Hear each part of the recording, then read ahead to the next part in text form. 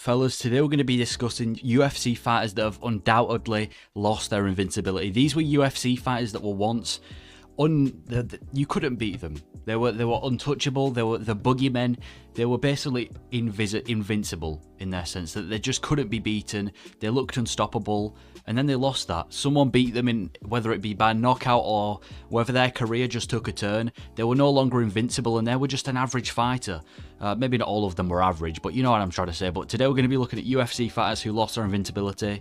Please let me know if you agree or if I missed any fighters out. But we're going to be going in there with the first one in Kamaru Usman. Kamaru Usman's lost his invincibility. When he went on his welterweight reign, he was a scary fighter. The domination that he put on Gilbert Burns, the knockout over Jorge Masvidal, both the Colby Covington fights, even the Tyron Woodley fight where he's battering Tyron Woodley, and then he's got other names on his resume as well. This was Kamaru Usman. He was a dominating welterweight. People were actually saying that he's going to be greater than GSP. I remember a lot of people saying that he's the greatest welterweight of all time. Dana White still thinks Kamaru Usman's the greatest welterweight of all time. But yeah, he was on the path of becoming a top 2 welterweight of all time, up there with GSP. Personally, I think he's definitely in the top 3 welterweights of all time. But he nearly broke the winning streak record. He nearly broke Anderson Silva's winning streak record. But then Leon Edwards had to come and ruin it all. But he almost, because he just kept winning. He couldn't lose. He'd only ever lost once. And it was I think it was submission outside of the UFC. But apart from that, in the UFC, he was undefeated. And yeah, he nearly broke the winning streak record. He was just winning fight after fight after fight after fight, dominating fight after fight. And I say dominated because it was. I mean, it's not like he had extremely close fights. The only close fight that comes to mind when I think of Kamaru Usman is the Colby rematch. But apart from that, every fight was pretty much domination or a finish. And then it all went away when he fought Leon Edwards. UFC 268. Was it 268? No, not 268. What am I mean about? UFC 278, I think it was. I think it was UFC 278. Leon knocked him out cold. Simple as that. And the thing is, it's kind of ironic because Kamaru Usman was dominated in that fight as well. I'd say Leon Edwards won the first round. Round 2, 3, and 4 were all Usman's rounds. And then round number 5, Leon Edwards hits him with a head kick, and that was the end of Kamaru Usman. He went to sleep, one of the most viral knockouts in the UFC. And yeah, Kamaru Usman's not been the same since. Kamaru Usman then had a rematch with them at UFC 283, was it? Or was it UFC 286? I think it was UFC 280. Yeah, UFC 286. I think it was. I'm really bad with UFC pay-per-views. But either way, rematch Leon Edwards, and a lot of people expected Usman to be back. It was just a knockout, whatever, he'll be fine. Then he didn't. Leon Edwards beat him fair and square. And I don't think Usman's ever going to be the same. I mean, we know he's not invincible. He's just been knocked out and lost to Leon Edwards. His knees are really bad. There's not much hope for him. I think he's got a fight booked with Belal Muhammad, and even that's a very difficult fight for him. But Kamaru Usman's definitely lost his invincibility. He's no longer the top guy at welterweight anymore. All the attention's on Shavkat, Colby, Leon Edwards, even Belal these times. But yeah, Kamaru Usman, not really talked about anyway. He's lost his invincibility. Next up, I'm going to go with Rampage Jackson. One of the most scarier fighters in the UFC. Rampage Jackson was a scary, scary fighter. I mean, personality aside, you look at his fights when he was knocking people out, finishing people. I mean, I'm not saying he's the number 1 finisher like Ngannou. There were a lot of decisions on his record, but still, he was a scary guy. He was a scary guy with Rampage Jackson. You wouldn't want to fight him if you were matched up against him. And he actually won 10 out of his last 12 before the Jones fight. He was the top guy. A lot of his wins were in Pride. So it's not like he was in the UFC for an extremely long time. I think he had a lot of fights in Pride before he joined the UFC. But he was dominating Pride. I can't speak today. What's going on? I just said Prime. He was dominating Pride FC pretty comfortably. And then he joins the UFC, gets on a bit of a winning streak. And then coming into the Jones fight, I don't think anyone really expected Jones to win. And if they did, it wasn't like they expected it to be a dominating fight. I knew a lot of people were saying that Rampage Jackson's going to dominate Jones. He's going to show him, he's more experienced, all this stuff, intimidating and everything. Jones was just a young guy in the UFC at this point, and Jones absolutely dominated him.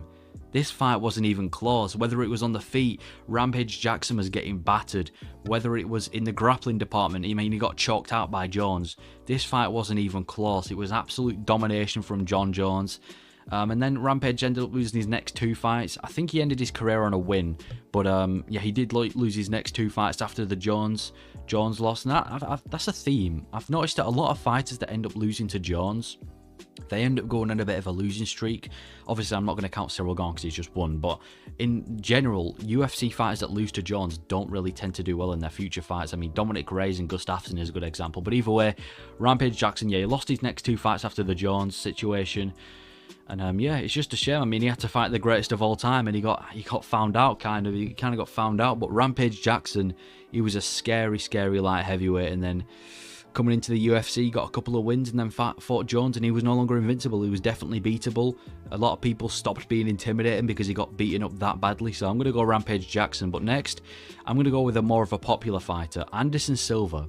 Anderson Silva's definitely had a huge kind of, how do I say it, like a huge, like Anderson Silva was super intimidating. I mean, he's the greatest middleweight of all time.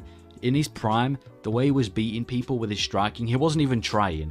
Dana White was literally getting mad at Anderson Silva because Anderson Silva wasn't trying. This is how good Anderson Silva was. He was levels above everybody. Anderson Silva was levels above everyone in that era. He was so ahead of his time, just outstriking everyone. I mean, the Forrest Griffin fight is just one example. It was such a good flurry until the KO as well. It was so good, man. Anderson Silva in his prime was a different type of fighter. But yeah, I still think he's the most dominant middleweight, or at least one of, in his prime, the most dominant middleweight we've ever seen. So yeah, Anderson Silva, not Kamaru Usman. Anderson Silva for me, definitely one of the most invincible fighters in the UFC until his downfall. He had the winning streak record in the UFC. I mean, we talk about Kamaru Usman trying to overtake the winning streak record, but Anderson Silva actually holds it. But he went on to get knocked out by Weidman. He wasn't really taking him seriously. He was trying to do another Forrest Griffin type of fight, and then he got knocked out by Weidman in one of the biggest upsets in UFC history. Then he rematches Weidman, breaks his leg, and he's actually won 1 out of his last 9.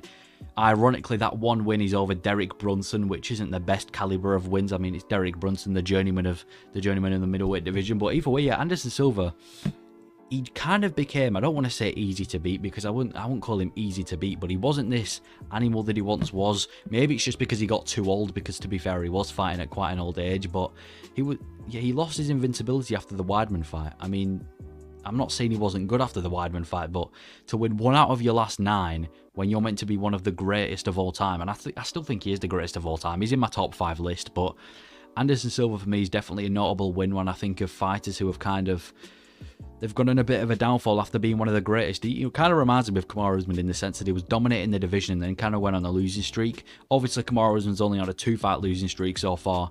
He hasn't won 1 out of his last 9, but either way, I'm going Anderson Silva. Next, I'm going with one of the more popular ones, Tony Ferguson. Now, he's actually been matched up against Paddy Pimblett for UFC, is it 295 or 296? I think it's 296. He's been matched up against Paddy Pimblett. Yeah, Tony Ferguson was the boogeyman of the lightweight division. I mean, he was one of the few UFC fighters one of the best UFC fighters that never became champion. Some people even still think to this day that he could beat Khabib in his prime. But Tony Ferguson, yeah, once the boogeyman of the lightweight division, and he went on a massive downfall, losing to people like Gaethje, Dariush, Oliveira, Bobby Green, Nate Diaz. I mean, the list goes on. He's just been on a bit of a losing streak recently. I think he's on a 6-fight losing streak, and he's now gone. The thing that's sad about Tony Ferguson is, like I said, he was once the boogeyman of the division. He was pulling wins out of nowhere. He made every single fight a bloody scrap or a war.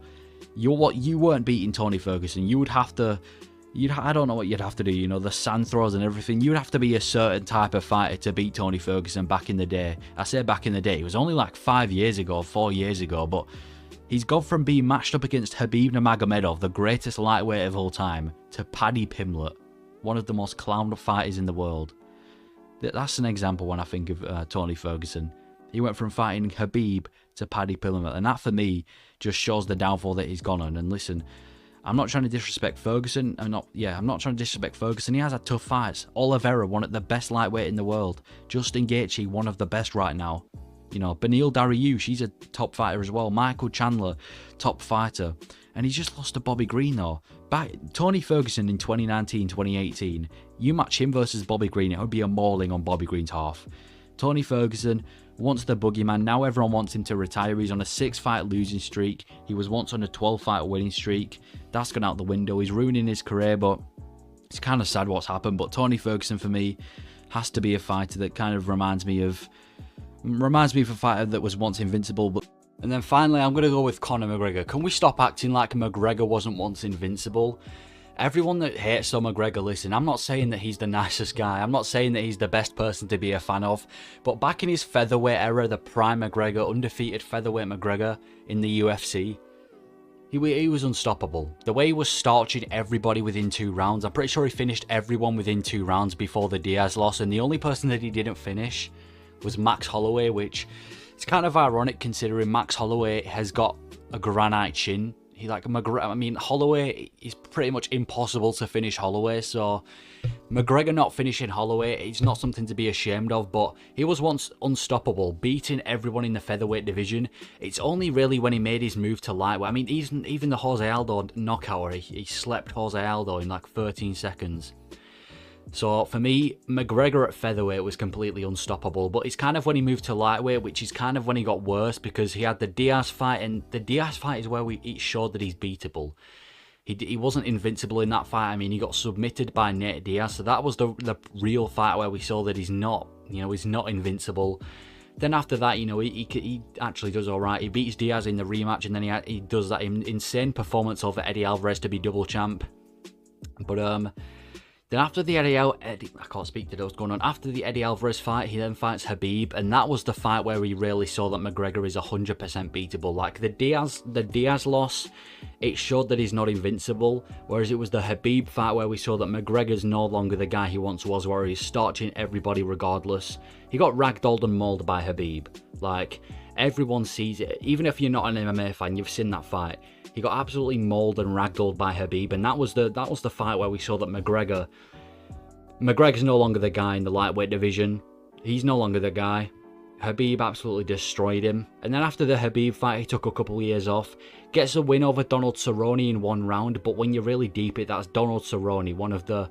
I mean, listen, when was the last time Donald Cerrone got a win? He hasn't got a win since the McGregor fight either, so that wasn't really impressive when you look at it. And Donald Cerrone was old, he wasn't the guy that he once was. And then he goes on to fight Poirier twice. One of them he actually got knocked out by Poirier, which, I mean, at this point it was kind of McGregor's downfall. And then he breaks his leg in the trilogy match with Poirier. And now he's still not fought since, and the only person he's rumoured to be fighting is Michael Chandler. I already did a video the other day stating Conor McGregor's downfall, but he's definitely not invincible anymore. His invincible era was in the featherweight division. Some people even say to me that featherweight McGregor would beat current Volkanovski. Who knows, but I'm going to put McGregor in this list because personally I feel like he was definitely once invincible, and it 100% no longer is, so... That is my list of UFC fighters who lost their invincibility. Please let me know if I missed anybody out or if you agree with any takes. But yeah, thank you for watching.